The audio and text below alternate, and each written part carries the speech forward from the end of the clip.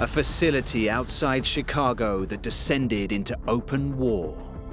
They sent him in to make peace, and he left in a body bag. A Bosnian hideout saved by an act of sabotage. For about a month, he's essentially a double agent, working both sides. A Taiwanese port city fortified to resist a fearsome enemy. Keelung became their coffin. And an ancient settlement in Portugal crushed under a wave of change.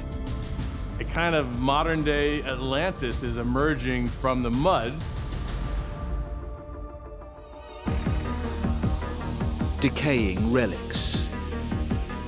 Ruins of lost worlds. Sites haunted by the past. Their secrets waiting to be revealed.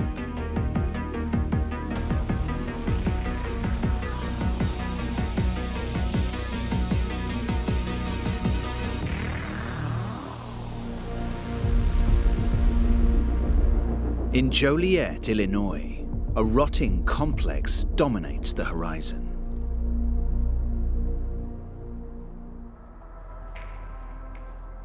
We're on the industrial edge of the city. You can see a railroad following the river. In the middle of it all is what looks like a Gothic castle. You've got these razor wire fences, these high watchtowers. Clearly, it's a prison. This is almost like a city within a city. After years of neglect, it's corroded to its core. You've got peeling paint hanging like stalactites, rusted cell doors stretching on as far as the eye can see. Filled with the echoes of violence, horror, and desperation, this facility would come to play a key role in an iconic pop culture moment. It's probably best known around the world as the temporary residence of one Joliet Jake.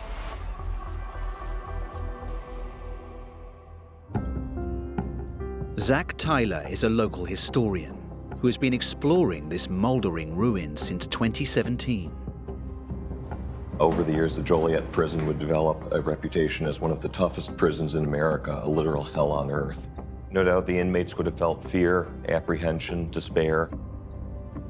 So Illinois State Penitentiary Joliet began its life on May 22nd, 1858. From the outset, it was built on the very backs of those it confined. We are standing in the North Sag building. This is the very first building built on the prison grounds. It was built by the inmates themselves, who were brought in here from Alton, Illinois. They literally began to construct the prison around themselves, including quarrying the limestone that goes into its walls. At first, there was a period of optimism. The warden had the prison's unofficial motto, "It's never too late to mend," engraved in the floor in the early years of prison operation in order to remind the inmates it was never too late to change their behavior. When the prison opened, it was very well received. The Chicago Tribune said it should be the pride of her citizens. Originally designed for 900 inmates, it wasn't long before that limit was breached. This is the only remaining cell from 1858. They were only intended for one man at a time, but by the 1870s, they were housing as many as 2 to 3 inmates in them. Just 14 years after they've opened their doors, they're already up to 1,200 inmates. It's making it the biggest prison in the entire country. The prison conditions worsened dramatically in that time. Without indoor plumbing, unfortunately, sanitation went by the wayside and inmates were frequently catching preventable diseases here. Over the course of the 19th century, the prison became locked in a cycle, expanding to house a growing population and controlling the violence driven by this overcrowding. Fights, stabbings, and even hangings were commonplace. By the early 1940s, Joliet and its sister prison, Stateville, were housing 4,000 inmates. And the cramped, unsanitary conditions would soon draw the attention of the US government. This hospital opened in 1895. This building saw more death than any other building on the prison grounds. Not only did they treat inmates here, they also began testing on them. Hepatitis is a common disease that occurs when people are crowded too close together without good sanitation. And for the military, that's often the conditions that soldiers face when they're deployed. The U.S. Army had a terrible outbreak of hepatitis during World War II, and that got them interested in doing more to research the causes and prevention of the disease. After the war, the U.S. Army commissioned pharmaceutical researchers to study the disease with the hope of finding a vaccine. If you want to study a disease, you need test subjects, and in some cases, you actually need to infect people with the illness in order to learn more about it.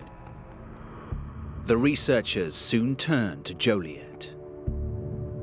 It is in places like this where the government would have been doing their hepatitis experiments on the inmates. You would have had multiple beds, housing several inmates at a time. So what prisoners were actually agreeing to was to drink feces-laden chocolate milkshakes and be exposed to the feces of other inmates. That way, researchers could mass produce and isolate the virus that was causing hepatitis.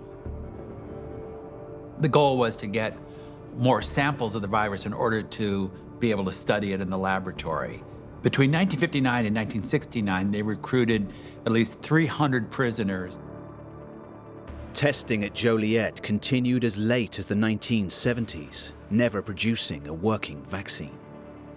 Hundreds of inmates had been exposed to the risk of long-term complications from the experiments. We're sort of horrified by this now, but at the time, this kind of experimentation was pretty common, and people just sort of accepted it as the cost of doing business. Although Joliet's government-sponsored experimentation had come to an end, just a few years later, a new organization would wreak havoc here, as power struggles sparked on the streets of Chicago ignited inside the prison walls. Gangs have always been a major problem in the old Joliet prison. They outnumbered the guards by a significant margin. The Almighty Black Keystone Nation in particular had a lot of clout and accounted for a couple hundred of the inmates housed in the West Cell House. Originally known as the Blackstone Rangers, the group rose to prominence in the 1960s in Chicago's South Side area.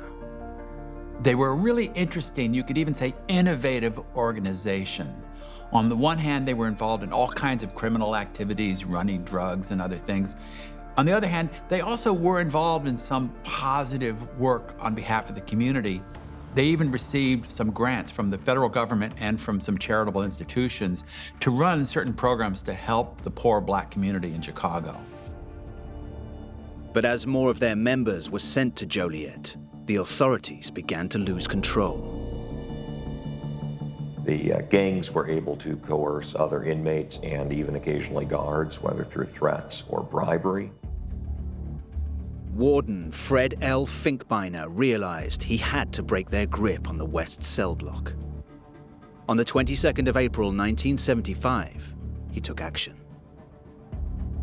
He ordered the transfer of 3 high-ranking gang members to curtail some of the influence they held over the prison.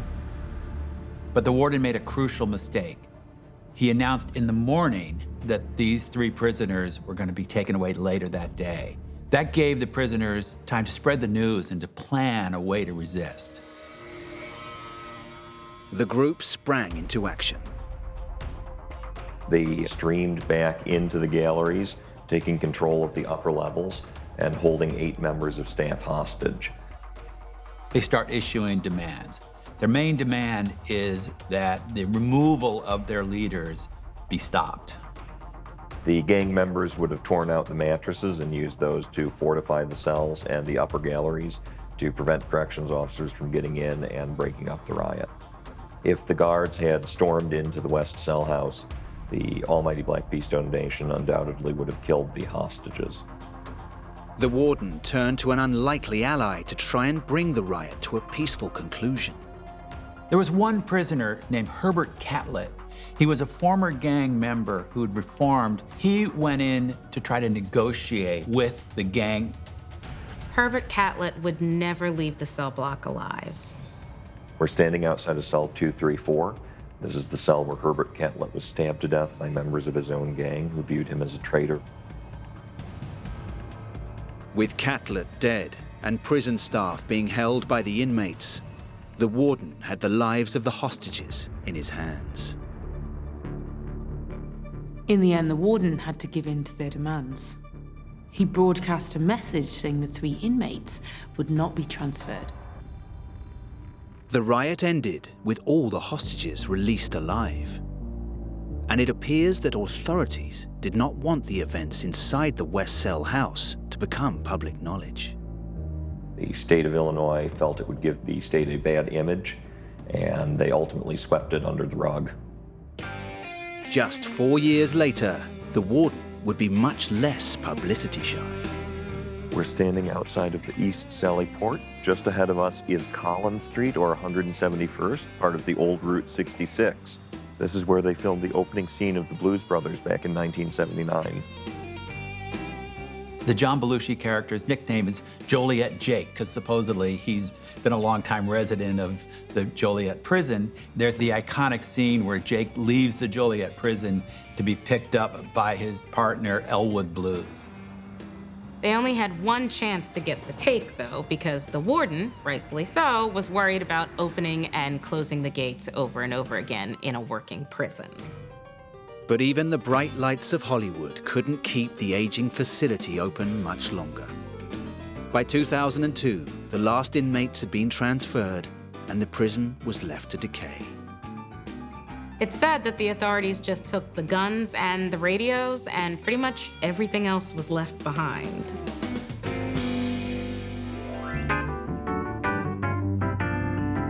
Today, the old Joliet prison is open for tours. In 2022, one of its most iconic moments was brought back to life. Today, the city of Joliet tries to keep the memory of the Blues Brothers alive with an annual Blues Brothers convention, a 2-day affair.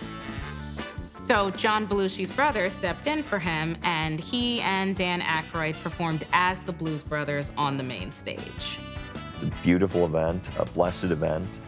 We had people from all over the country and all over the world who came out here just to attend.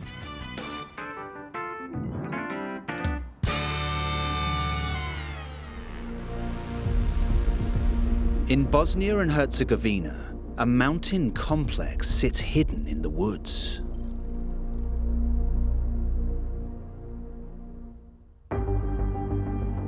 This is lush, rugged mountain country. And as you walk along the riverbank, you see these, typical Bosnian villas or chalets. But these buildings hide one of the nation's deepest buried secrets. Then at the end of it is a big steel hatch, almost like you'd see in a submarine.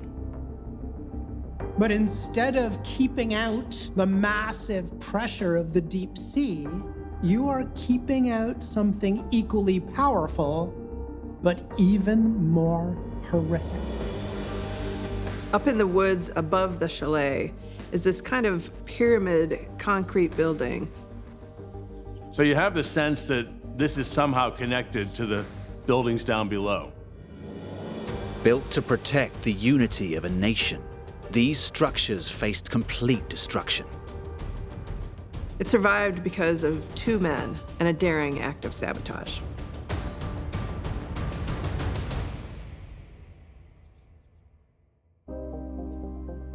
Anita Kokoya has been leading people through the halls of this structure for years.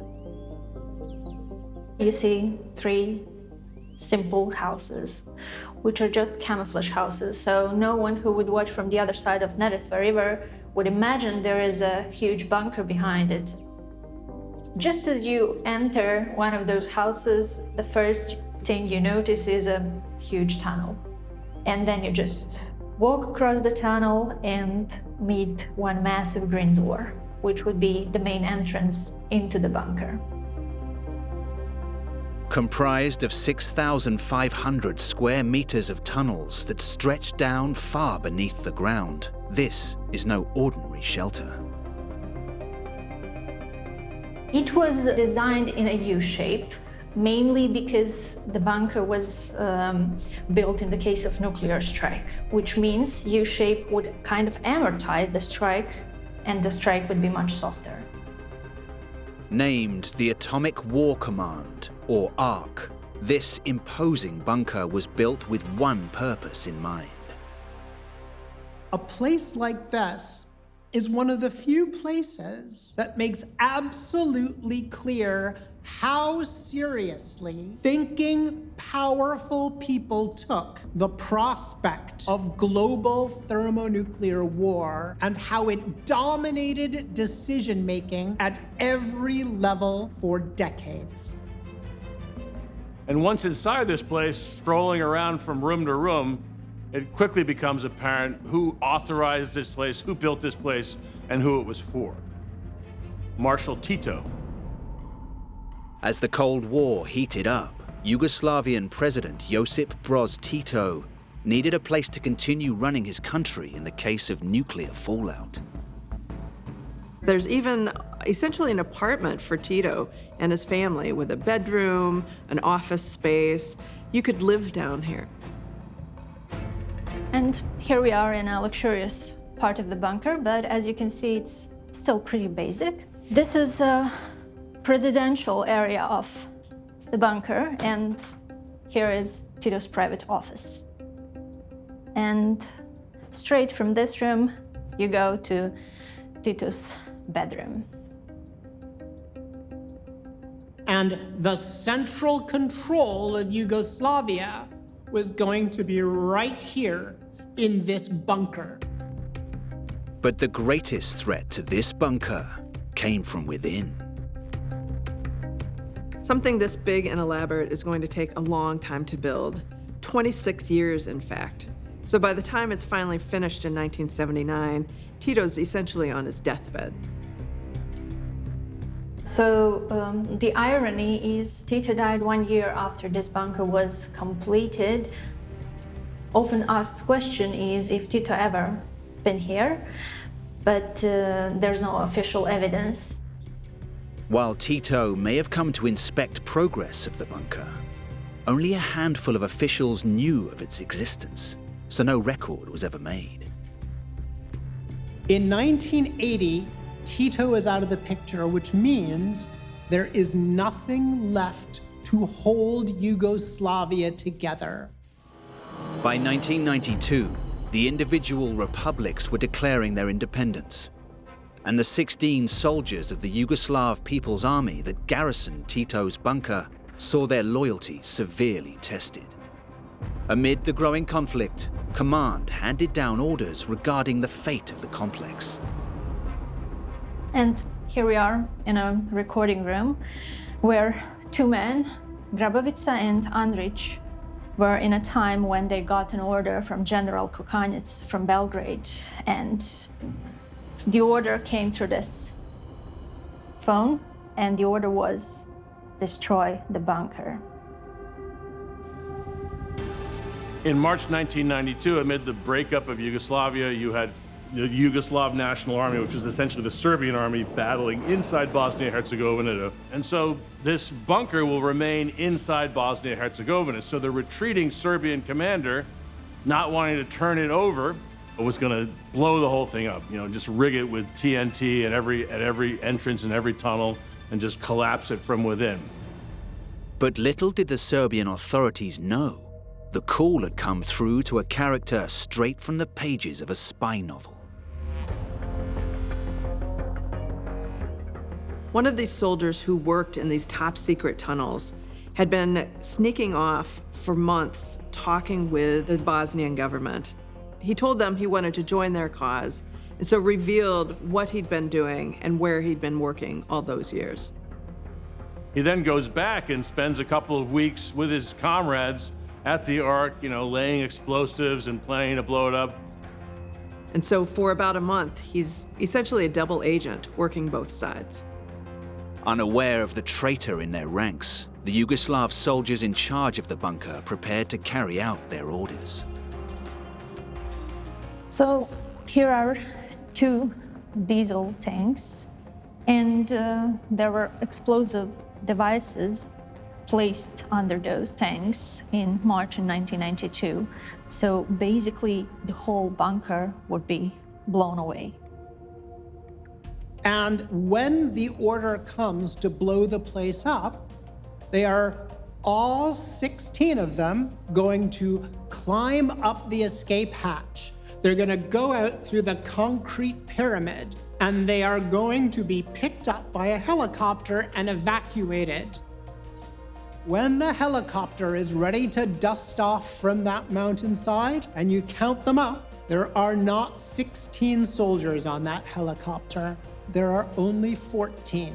2 soldiers are missing. While the 14 soldiers departed, Grabovica and Andrich carried out their sabotage. As the other soldiers were climbing the ladder, they fell behind and snuck back into the entire facility. Then they rush around, cutting the wires so the explosives wouldn't blast. Then they make their own escape, but don't follow the other men and escape into history instead. Serif Grabovica's own claims about being a double agent have never been verified, so his motives for the sabotage may never be truly known. Maybe because they were more loyal to the new state of Bosnia-Herzegovina than the old state of Yugoslavia or to Serbia, or maybe because they just thought it was wasteful to destroy such a thing that had been built at such great expense by Tito. The 2 of men probably disobeyed the order from General Kukanets, mainly because they were citizens of Konjic, the town nearby, and the main motive was the loyalty to the town. The Ark bunker narrowly avoided complete destruction. Not long after the Yugoslav army evacuated, the advancing Bosnians took control of the abandoned structure. The bunker, now in the hands of the new Republic of Bosnia-Herzegovina, use it as a supply dump. This space is uncommon in that it survived. All those old military spaces that had been a part of Yugoslavia, most of them were destroyed, but this wasn't one of them.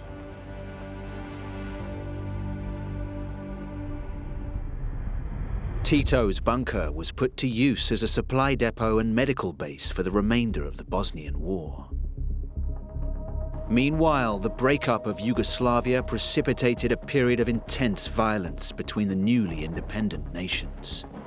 Neighbor was turning against neighbor. Friends, sometimes even relatives, were turning against people from other national groups in ways that had been irrelevant for decades. After the Dayton Accords ended the Bosnian War in 1995, the bunker opened its doors again, this time to tourists. This bunker will probably stay a museum in the future, and hopefully it will never be used in a military purpose.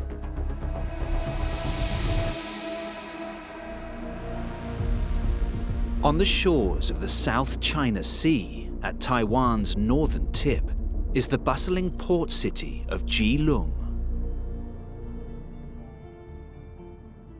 There are these rows of tall concrete buildings and these highways that burst through the canopy of the hills that surround the city. It's part of Taiwan's cutting edge. There's huge power plants, there's many factories. It's a modern jungle metropolis. But something here is out of place.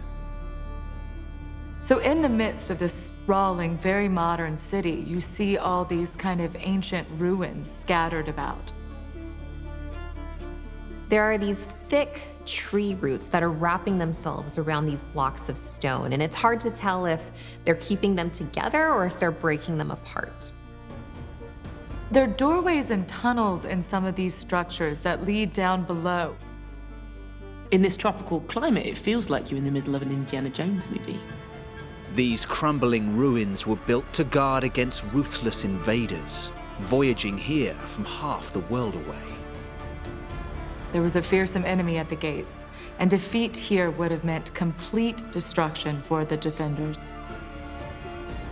The old colonial powers were used to having it their way, but it wouldn't be so easy this time around.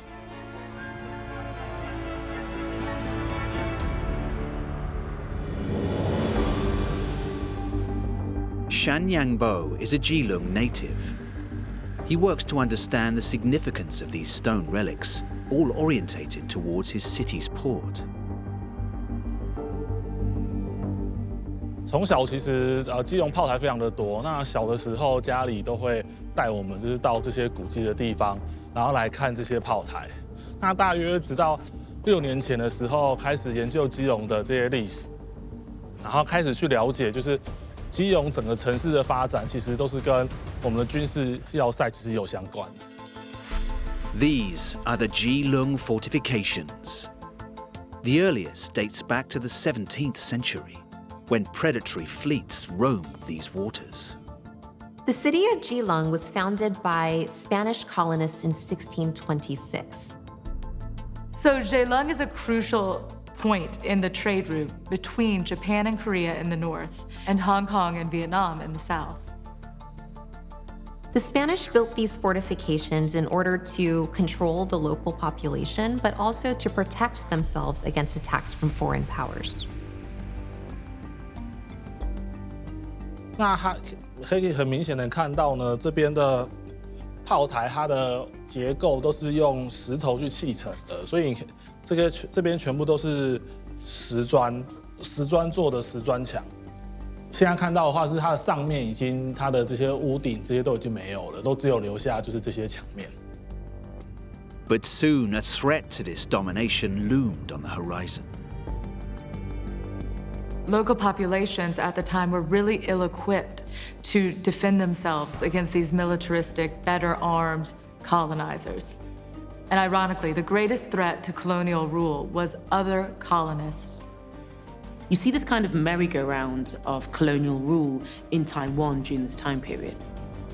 First the Spanish, then the Dutch, then the British. But by the 1800s, Keelung and the whole of Taiwan was firmly under the control of a Chinese empire.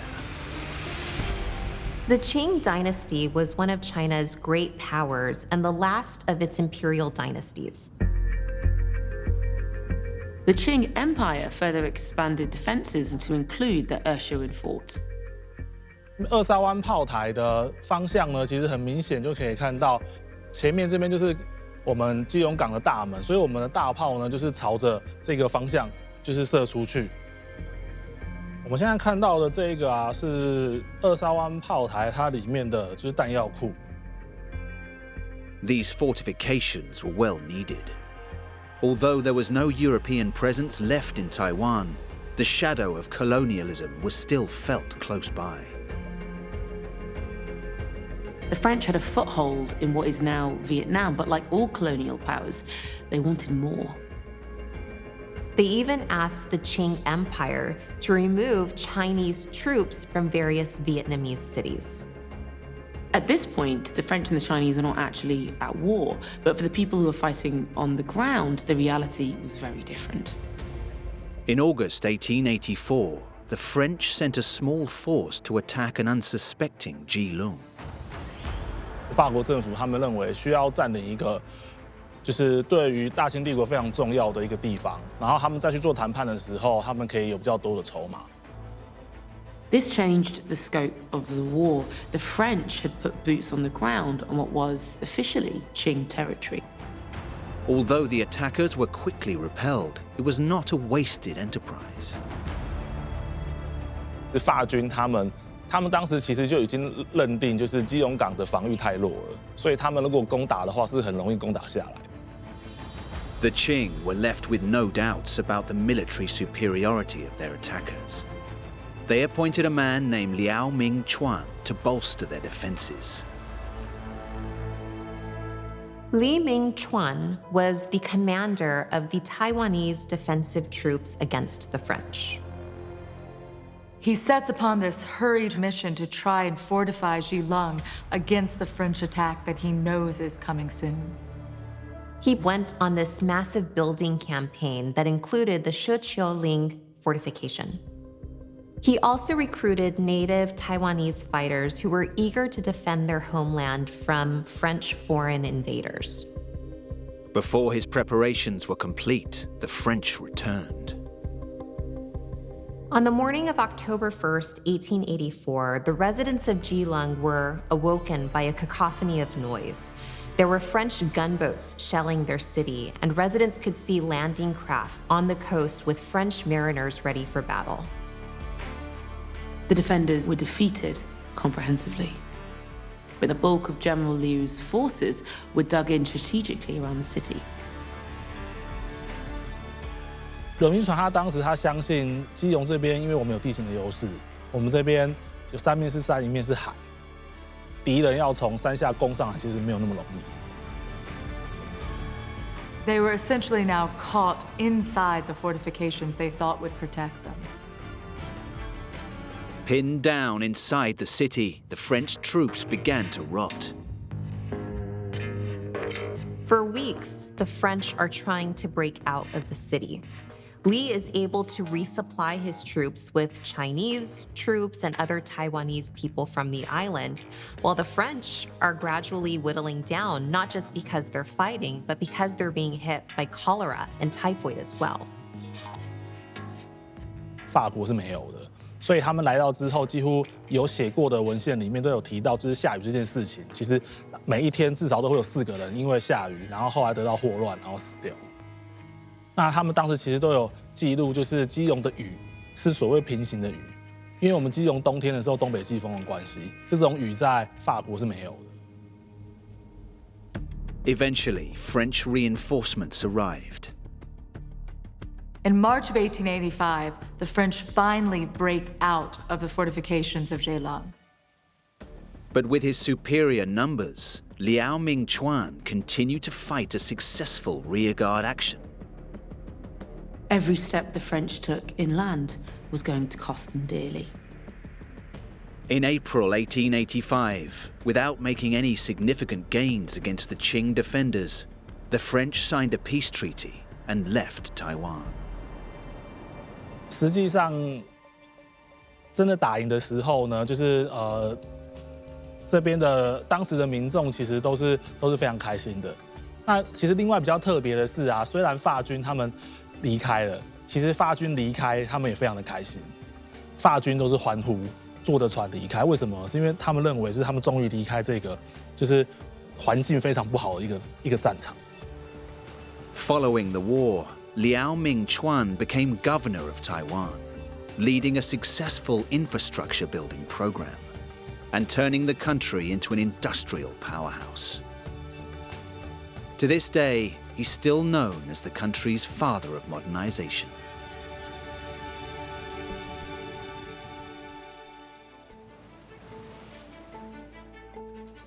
Today, Taiwan's status as an independent nation is the subject of intense debate between Taiwanese nationalists and mainland China. And Yanbo believes that lessons learned during the Sino-French War can help his country in the present day. 其实我觉得一开始如果法军在刺探基隆海港的防务的时候，如果当时基隆的海港的防御量够强的话，其实法军不见得他们会攻打基隆港。所以其实从历史来看呢，其实基隆港它当时发生的问题，如果反映到我们现在国家的状况的话，其实都是同样，我们是需要有自己的就是适当的军队去防御我们的这个土地。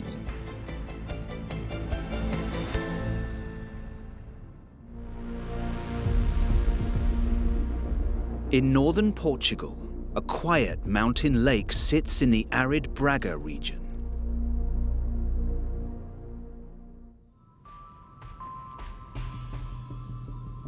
It's a rugged terrain along Portugal's northern border with Spain.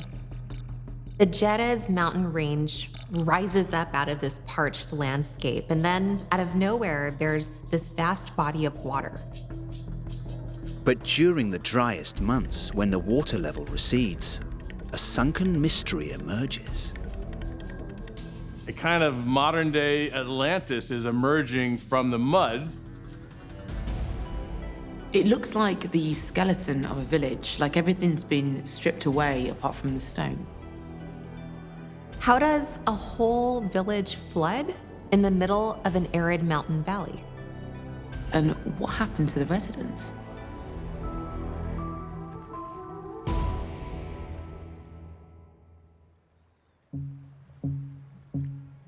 Manuel Antunes can recall when there was life in this village some 50 years ago.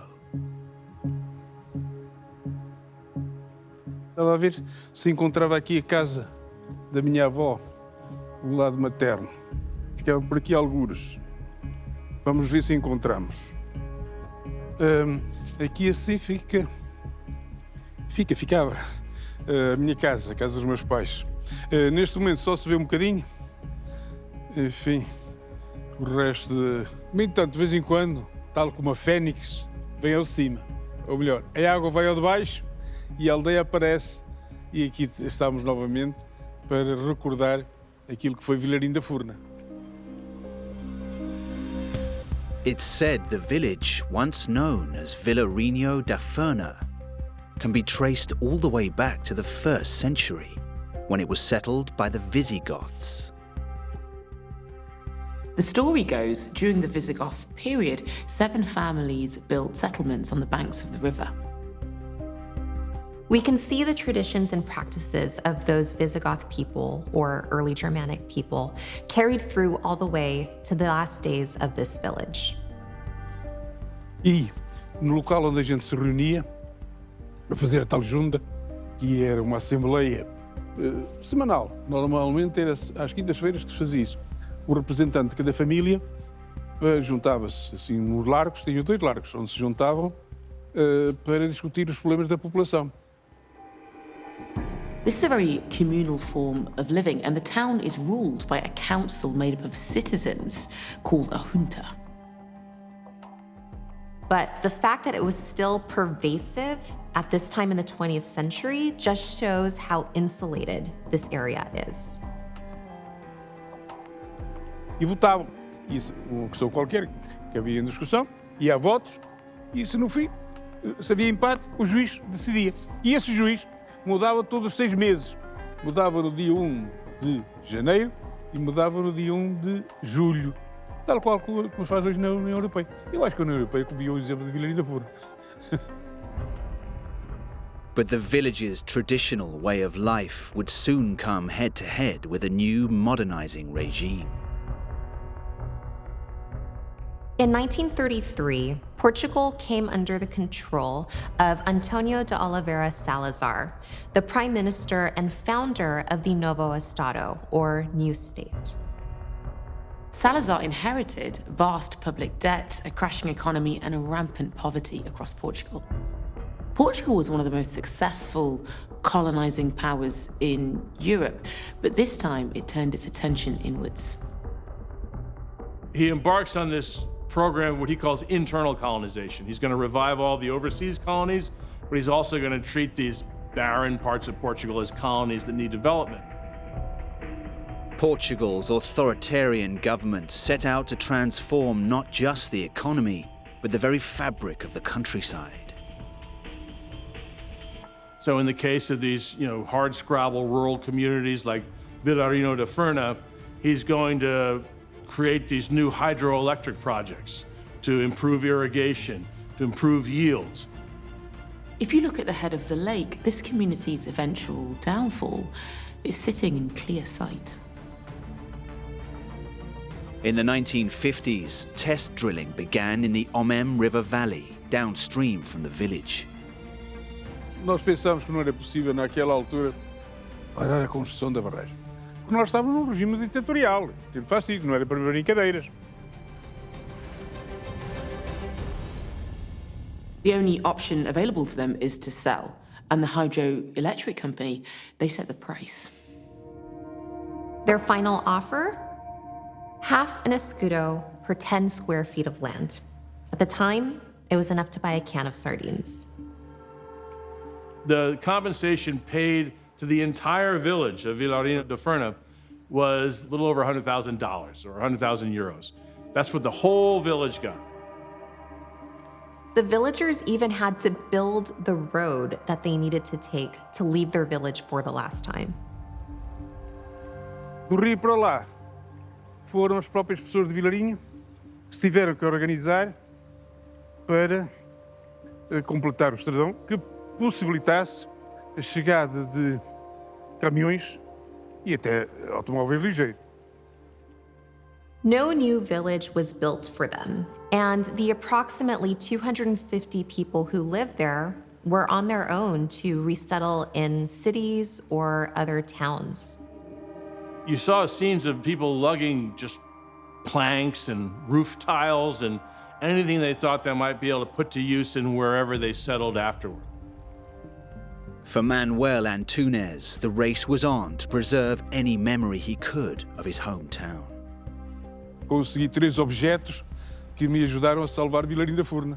Foi uma máquina fotográfica, foi um gravador para gravar as histórias, gravar as canções e depois também uma máquina de escrever, que era para escrever alguns artigos, para chatear o governo, para conseguir subsídios para fazer o Museu de Vilarinho da Furna. Curiosamente, eu fui a última pessoa a sair de Vilarinho e já tinha sido há muitos anos. De maneira que foi uma experiência, por um lado, traumatizante, mas por outro lado também satisfatória. Saber que estava a fazer alguma coisinha para salvaguardar a memória de Vilarinho da Furna.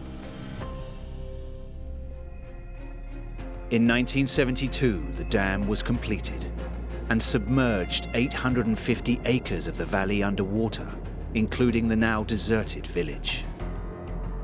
And nowadays, as you know, the water level rises and falls with the season.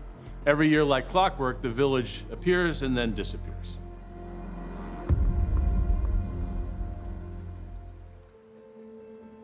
The efforts of Manuel Antunes have preserved the memory of Vilarinho da Furna to this day in a nearby museum. So you can go there and you can see artifacts of it, of what little was scavenged from the place before it was flooded.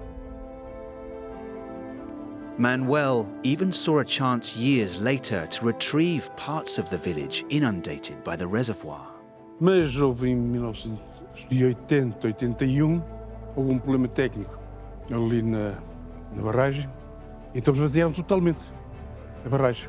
Então a aldeia ficou descoberta e aproveitou-se essa situação para vir buscar aqui alguma pedra para completar aquela que faltava no museu, porque nós levámos 2 casas para o museu. E hoje, acho que Vilarinho da Furna é hoje a aldeia no mundo inteiro mais conhecida. Isso dá uma certa satisfação, como é evidente, não é?